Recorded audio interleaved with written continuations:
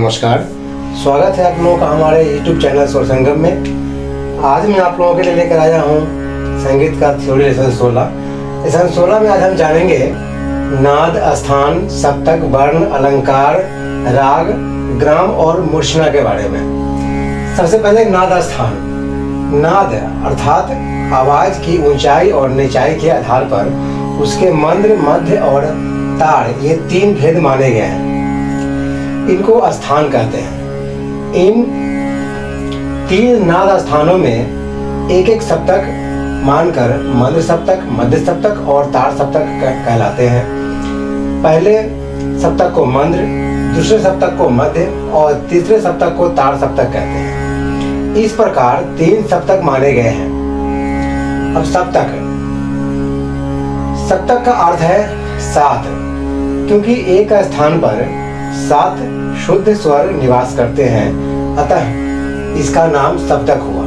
ध्वनि की साधारण ऊंचाई में जब मनुष्य बात करता है या आलाप लेता है तो उसे मध्य सप्तक कहते हैं, किंतु जब कभी गाने बजाने में नीचे आवाज ले जाने की आवश्यकता पड़ती है वहां मंद सप्तक के स्वर काम देते हैं, और जब मध्य सप्तक से भी ऊंचा गाने की आवश्यकता पड़ती है तब ताड़ सप्तक के स्वर प्रयुक्त होते हैं।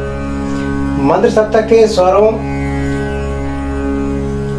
को बोलने में हृदय पर, मध्य सप्तक के स्वरों को बोलने पर कंठ पर और ताड़ सप्तक के स्वरों को बोलने पर तालु पर जोर पड़ता है।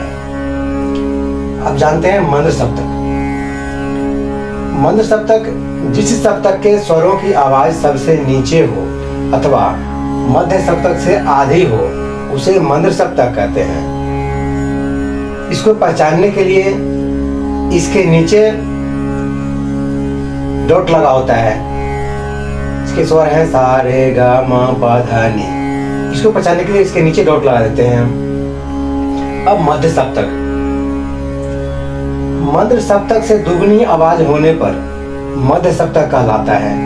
मध्य सप्तक का अर्थ है बीच, अर्थात न अधिक नीचा और न अधिक ऊंचा। इसके स्वरों का कोई चिन्ह नहीं होता। इसके स्वर हैं सा रे गा मा पा धा नी। अब ताड़ सप्तक।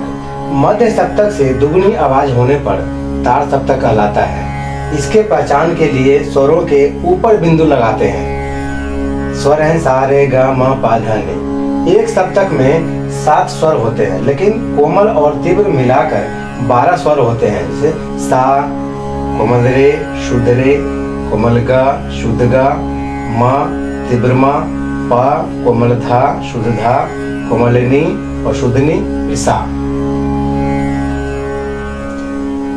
अब आते हैं, जानते हैं वर्ण के बारे में।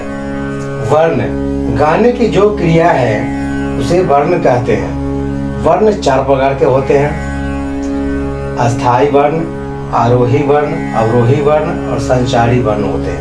ठीक है, अब हम जानते हैं अस्थाई वर्ण के बारे में। एक ही स्वर बार बार ठहर ठहर कर बोलने या गाने की क्रिया को अस्थाई वर्ण कहते हैं, जैसे सा सा सा सा रे रे रे रे ग ग ग। ठीक है, अस्थाई का अर्थ है ठहरा हुआ। आरोही वर्ण नीचे के स्वर से ऊंचे के स्वर तक जाने की क्रिया को आरोही वर्ण कहते हैं, जैसे सा रे गा मा पा धा नी सा। ठीक है, अब अवरोही वर्ण ऊंचे स्वर से नीचे स्वर पर आने की क्रिया को अवरोही वर्ण कहते हैं, जैसे सा नी धा पा मा गा रे सा। ठीक है, अब संचारी वर्ण जब तीनों वर्ण मिलकर अपना रूप दिखाते हैं तब इस क्रिया को संचारी वर्ण कहते हैं। किसी भी गायन में उपयुक्त चारों वर्ण अवश्य मिलेंगे, इसके बिना गायन क्रिया नहीं चल सकती है। अब हम अलंकार के बारे में जानेंगे। आइए जानते हैं अब अलंकार के बारे में। अलंकार प्राचीन ग्रंथकारों ने अलंकार को इस प्रकार परिभाषित किया है: विशिष्ट वर्ण संदर्भम अलंकार प्रत्यक्षते, अर्थात कुछ नियमित वर्ण समुदायों को अलंकार कहते हैं। अलंकार का अर्थ है आभूषण या गहना। जिस प्रकार आभूषण शारीरिक शोभा बढ़ाते हैं, उसी प्रकार अलंकारों के द्वारा गायन की शोभा बढ़ जाती है। अलंकार को पलटा भी कहते हैं। गायन सीखने से पहले विद्यार्थियों को अलंकार सिखाए जाते हैं, क्योंकि इसके बिना न तो अच्छा स्वर ज्ञान ही होता है और न ही उन्हें आगे संगीत कला में सफलताएं मिलती है।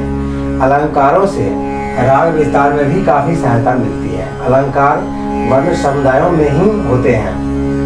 अलंकार बनाते समय यह ध्यान रखना आवश्यक होता है कि जिस राग में जो स्वर लगते हैं वे ही स्वर उस राग के अलंकारों में मिलाए जाएं।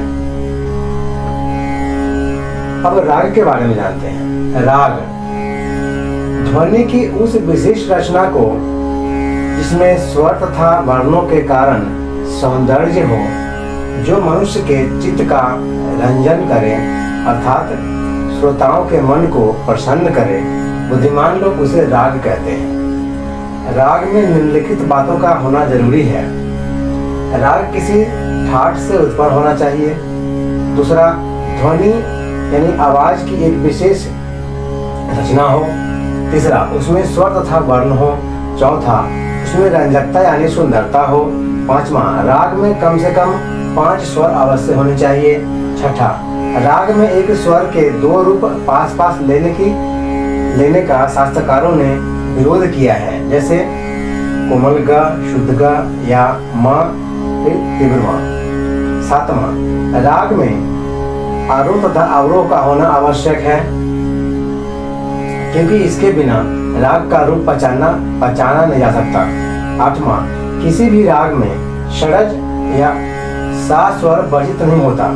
नौवां, मध्य और पंचम ये 2 स्वर एक साथ तथा एक ही समय कभी भी वर्जित नहीं होते। 10वां, राग में वादी संवादी स्वर अवश्य रहते हैं। इन स्वरों पर ही विशेष जोर रहता है। अब हम ग्राम और मूर्छना के बारे में जानते हैं। आइए जानते हैं ग्राम के बारे में। ग्राम शब्द समूहवाची है। जिस प्रकार कुटुंब में लोग मिलजुल कर मर्यादा की रक्षा करते हुए इकट्ठे रहते हैं, उसी प्रकार वादी संवादी स्वरों का समूह जिसमें श्रुतियां व्यवस्थित रूप से विद्यमान हो और जो मूर्छना तान आदि का आश्रय हो, उसे ग्राम कहते हैं। जब तक स्वरों में श्रुतियां व्यवस्थित रूप से में रहेंगी तभी तक ग्राम रहेगा। ग्राम कुल 3 होते हैं: षड्ज ग्राम, मध्यम ग्राम और गंधार ग्राम। इनमें से गंधार ग्राम स्वर्गलोक में गया। मध्यम ग्राम का प्रचार अब नहीं है। षड्ज ग्राम में श्रुतियों क्रम 4 3 2 4 4 3 2 है और ये स्वर हमारे आधुनिक काफी थाट के जैसे होते हैं। मूर्छना क्रम युक्त 7 स्वर मूर्छना कहलाते हैं। उदाहरण के लिए, यदि हम षड्ज ग्राम में अर्थात इन श्रुतियों के क्रम में आरंभ का स्वर षड्ज मान ले तो सा रे ग म प ध नि, हमारे षड्ज ग्राम में सा स्वर की मूर्छना हुई। अब यदि सा के स्थान पर आरंभिक स्वर नी मान ले तो नी सा रे ग म प ध में श्रुतियों का क्रम 2 4 3 2 4 3 हो जाएगा। यही हमारी षड्ज ग्राम में निषाद की मूर्छना हुई। इसी प्रकार धैवत को पंचम की मूर्छना। इस प्रकार 7 स्वरों को क्रम युक्त रखकर मूर्छनाओं को समझते हैं। चूंकि स्वरों की संख्या 7 होती है, अतः षड्ज ग्राम में इन शुद्ध स्वरों की संख्या 7 मूर्छनाएं बनेंगी। अब इसी प्रकार मध्यम ग्राम में भी 7 मूर्छनाएं समझनी चाहिए। इस आधार पर दोनों ग्रामों से कुल 14 मूर्छनाएं होंगी।